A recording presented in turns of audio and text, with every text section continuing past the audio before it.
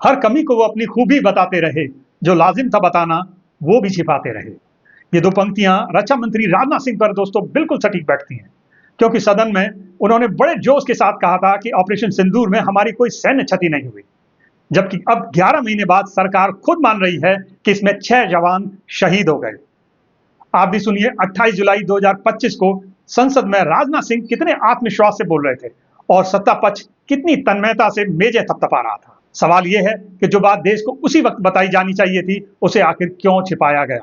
और आपको प्रश्न पूछना है तो यह पूछिए, आपको प्रश्न पूछना है तो यह पूछिए कि इस ऑपरेशन में क्या हमारे जाबाज सैनिकों को कोई क्षति हुई है, तो उसका उत्तर है नहीं।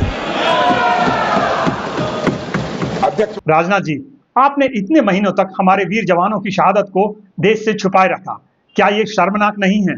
अब सामने आ रहा है कि इसमें 5 सेना के जवान और 1 वायुसेना का जवान शहीद हुआ था और देश को इनके नाम भी मीडिया रिपोर्ट से पता चले।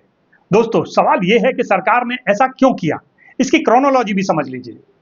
दरअसल जुलाई 2025 में ऑपरेशन सिंदूर मुद्दे पर संसद में जबरदस्त बहस चल रही थी। विपक्ष सरकार को कटघरे में खड़ा कर रहा था और नेता प्रतिपक्ष राहुल गांधी ने सरकार की बखिया उधेड़ कर रख दी थी। सरकार को यही डर सता रहा था कि कहीं और छिछालेदार न हो जाए, इसलिए राजनाथ सिंह ने 28 जुलाई के भाषण में यह भी कहना शुरू किया कि हमें छोटी छोटी बातों पर ध्यान नहीं देना चाहिए। कितनी तोपें गईं, कितना नुकसान हुआ, देश के रक्षा मंत्री को ऐसे बोलना चाहिए।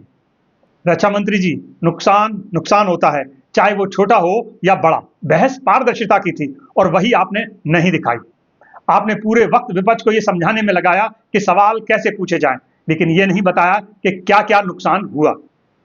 जरा सोचिए, जो बात देश को जाननी चाहिए थी उसे भी इस सरकार ने दबा दिया। और अब जब सच सामने आ रहा है तो देखना दिलचस्प होगा कि वो गोदी मीडिया जो हर बार विपक्ष को कटघरे में खड़ा करती है, इस पर क्या कहेगी।